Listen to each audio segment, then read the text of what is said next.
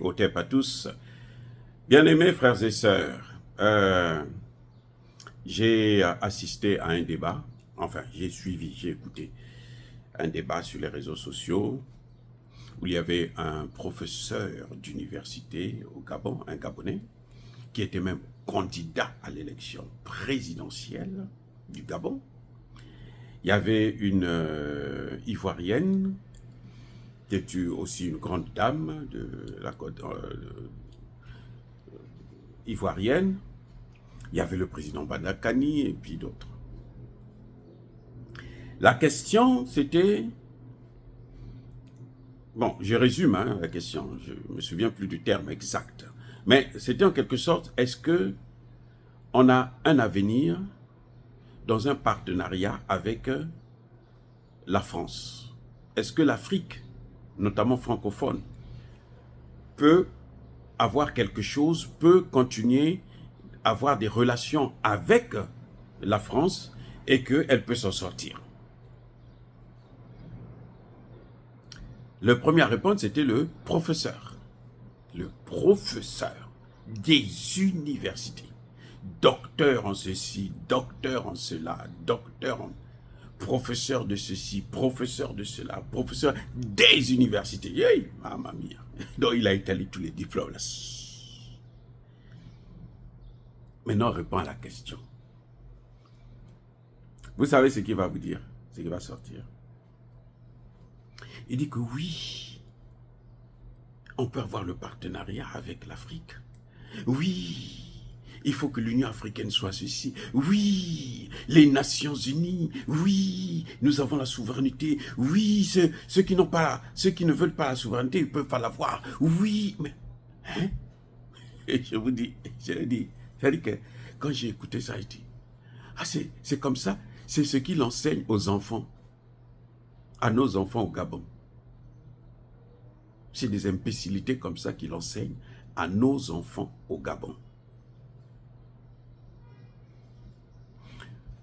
Le président Badakani a quitté le... Il était dépassé, le pauvre. J'ai pitié de lui. Il était dépassé.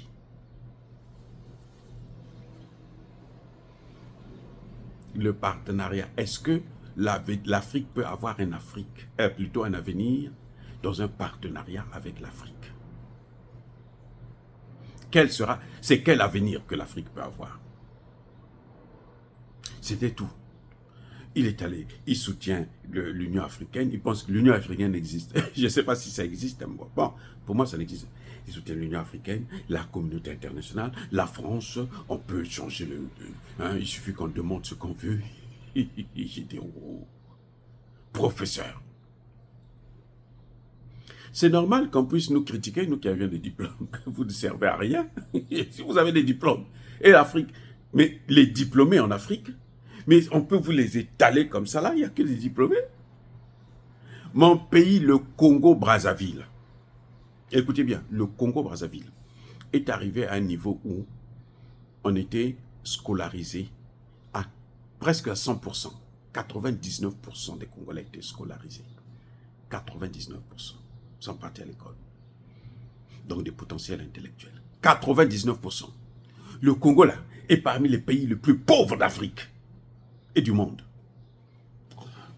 C'est-à-dire que c'est un pays qui produit du pétrole. On a le pétrole, on a le manganèse, on a le bois, on a ceci. On est les plus pauvres. Mais si on vous étale, on vous prend les docteurs, là, on va vous les étaler, la docteur ceci, docteur cela, docteur ceci, docteur cela. L'actuel Premier ministre du Congo-Brazzaville, docteur en droit. Son prédécesseur, docteur en économie.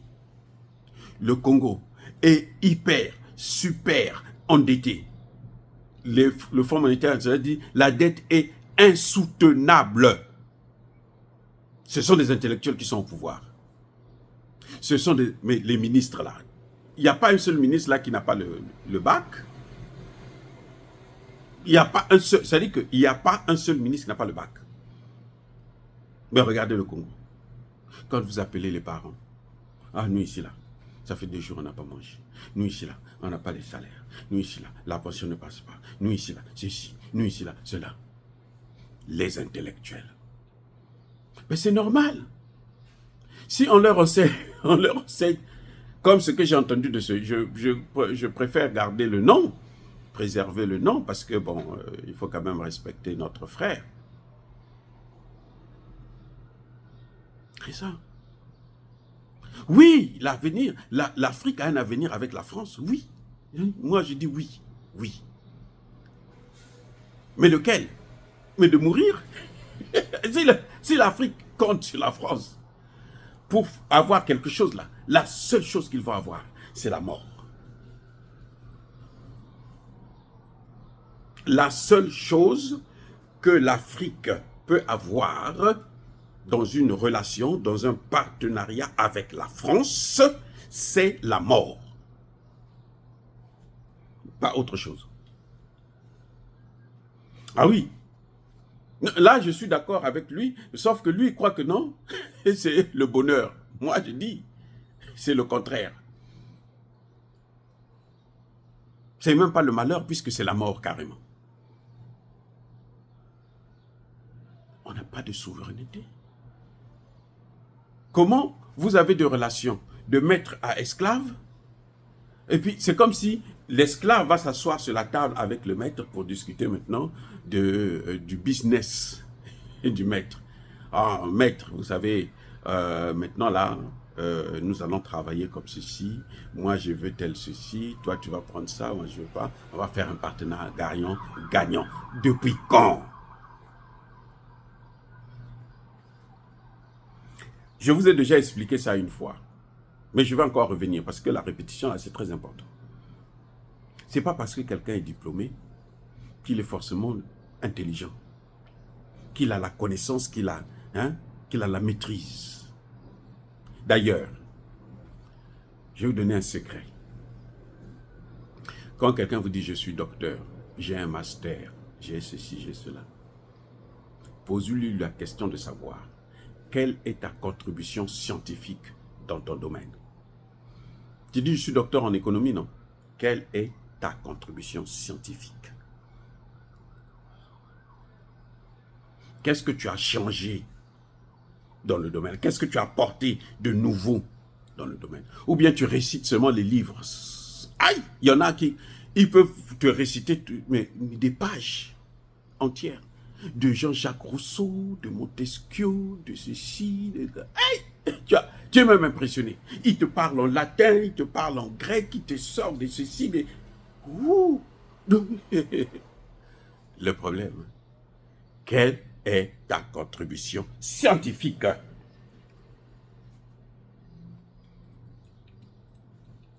Vous avez écrit un livre? Oh oui. Oh.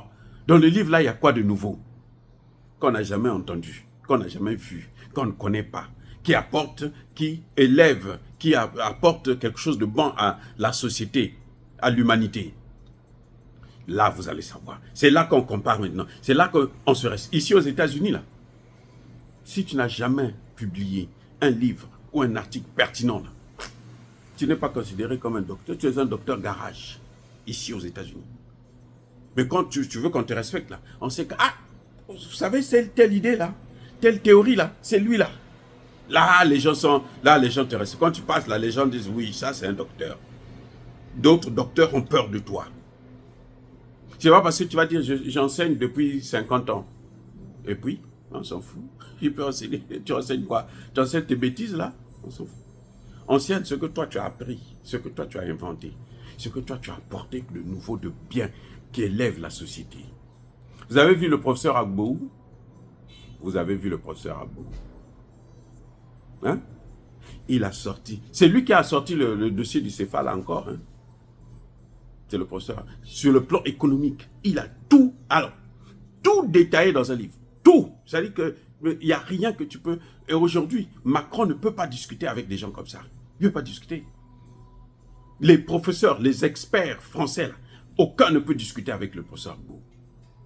Parce qu'il a apporté quelque chose de nouveau et pertinent sur le franc CFA. Le débat sur le franc CFA, là, qui est sorti là, C'est pas les Kémy Seba ou les Nathalie Yambou, non, hein. Non, non, non, non, non. C'est le professeur Agbou. Le débat, le vrai débat sur le CFA, le fond du CFA, où il a pris le CFA là, il a tourné, retourné, contourné, détourné. Et quand il a posé sur la table, il n'y a plus rien, il n'y a que la poussière. Il n'y a que la poussière. Ça, c'est un docteur. Ça, c'est un professeur. Parce qu'il a apporté quelque chose de nouveau. Vous voyez, c'est ça. Vous ne pouvez pas être, je suis docteur, et tu enseignes de telles bêtises aux étudiants. Qu'est-ce qu'on peut attendre de ces étudiants-là? Qui pensent qu'on peut avoir un partenariat gagnant-gagnant avec la France. Qui, pendant plus de 100 ans, est en train de nous persécuter. Plus de 100 ans. Après la colonisation, il y a eu la néocolonisation. Des gens comme ça. Des gens qui, dans leur agenda, c'est que l'Afrique là doit rester écrasée. On doit continuer à s'asseoir dessus. Et on doit piller les matières premières. Vous vous dites, vous allez avoir des relations gagnant-gagnant avec eux. La Chine, c'est parce que les relations sont nouvelles. La Russie, les relations sont nouvelles. C'est pour ça qu'on leur donne, on leur accorde leur chance. On a essayé de parler aux Français. Les Kwame Nkrumah ont parlé aux Français. Ont parlé aux Américains, aux Anglais. Pour leur expliquer que ces relations-là, ça ne peut pas tenir comme ça. Encore longtemps. Et qu'est-ce qu'ils ont fait? Solution, il faut assassiner les gens. Ils ont assassiné. Maintenant, ça revient encore à la surface, mais avec plus de force. Ouais. Ils vont tuer qui? Ils vont tuer... Ah oui, avec les vaccins, ils vont tuer tout le monde. Ils ont essayé avec le Covid, là. Vous avez vu les vaccins contre le Covid?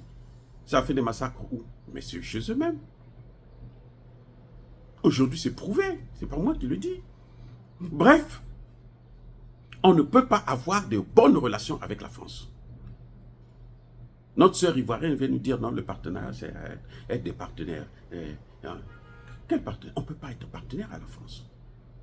Parce que la France... Mais vous avez entendu Macron qui vous dit, le problème de l'Afrique, ce sont les femmes qui font trop d'enfants. Donc, il faut stériliser les femmes africaines. Et on passe par qui? On passe par Diomaye Faye. Ah, écoutez, arrêtons de jouer. Si Diomaye Faye n'a pas compris ça, c'est qu'il doit repartir à l'école. Vous vous rendez compte? Quelqu'un qui vous dit, le problème de l'Afrique, ce sont les femmes. Elles font trop d'enfants. On va vous apporter des vaccins pour sauver les enfants. Qui est fou pour aller soutenir une telle thèse? Quel est ce président sérieux? Et vous avez des intellectuels qui embellissent de telles situations. Oh oui, oh c'est bon, nous on aura du travail, il y aura des gens qui passent leur temps à vous empêcher de vivre de vos matières premières. Et maintenant, ils veulent que vous puissiez être en bonne santé et que vous puissiez produire. Et vous, il y a quelque chose qui ne va pas dans la tête des intellectuels africains. On nous insulte tous à cause de certains. On nous insulte tous. Eh oui. Je vous ai dit, au Sénégal, l'industrie pharmaceutique là, est tenue par la France. Diomaye Faye est allé chercher l'argent là. Pour eux, 1 milliard, c'est pour eux qu'on va donner. 1 milliard de dollars. C'est pour eux, l'industrie pharmaceutique. Et pour faire quoi? Oh, pour nous sauver. Ils ont fini de sauver les Français eux-mêmes. Ils sont sauvés. Oh, mais dis donc, soyons sérieux. Donc, quand on entend un intellectuel comme ça venir dire, moi je suis professeur d'université, on sait qu'est-ce qu'il enseigne maintenant. Professeur de sciences politiques. Il enseigne quoi? Il enseigne des imbécilités comme ça. Il n'y a pas d'avenir avec la France. Sinon, c'est la mort pour nous. Si on veut complètement exterminer là, on continue avec eux. Vous voyez la RDC? 30 ans, 18 millions de morts. Tous les présidents sont là, ils se retournent vers les États-Unis, l'Allemagne, la France, la Grande-Bretagne et tout. Regardez ce que ça donne. Tshisekedi a passé 6 ans, regardez. 6 ans. Quand on voit que l'armée veut bouger un peu là, on dit non, non, non, non, non, non, non, non, cessez le feu, respectons le cessez-le-feu. L'armée respecte le cessez-le-feu. L'autre, il s'organise. Et eux, ils donnent l'argent. Tshisekedi vient s'asseoir avec Macron, lui donne tout Kinshasa. Développe-moi le train urbain. Je te donne ça. Voilà le marché. Gratuit. Je ne fais pas d'appel d'offres. Je te donne. Que fait Macron? Dès que Tshisekedi tourne le dos, il appelle Kagame. Il dit, oh écoute, moi j'ai besoin de matières premières. Allez, tiens l'argent. Continue à aller tuer les Congolais. Avec des gens comme ça, vous croyez que vous pouvez avoir un avenir? Ah! Mais quelle naïveté! Ça, c'est la naïveté intellectuelle. Nos intellectuels sont comme ça. Surtout quand ils ont de l'argent, ils travaillent. C'est quand ils sont à la retraite, là. Quand ils n'ont plus de salaire, là. Quand la pension ne passe plus. C'est là qu'ils se rendent compte que, oh, mais attention, mais les choses en question ne marchent pas. Et quoi? C'était un candidat à l'élection présidentielle. Il dit que moi, j'ai participé, nous avons organisé le dialogue qui a demandé le départ des bases militaires et la sortie du CFA. Vous savez quoi? Après le dialogue, là, après le rapport final, le président, par intérim, le putschiste, parce que ça c'est un putschiste, le putschiste gabonais, là, il est venu en France. Pour faire quoi? Mais pour annuler tous ce qu'ils ont décidé. Vous avez entendu la réponse de Macron? Il dit, je veux réduire le nombre. Qui lui a demandé de réduire? On lui a demandé de faire partir tous les militaires. Il dit, je veux réduire le nombre. Nos bases, là, ça sera un centre de formation des terroristes. Et c'est tout que pour ça. Et Olingi Nguema a fait quoi? Il a accepté.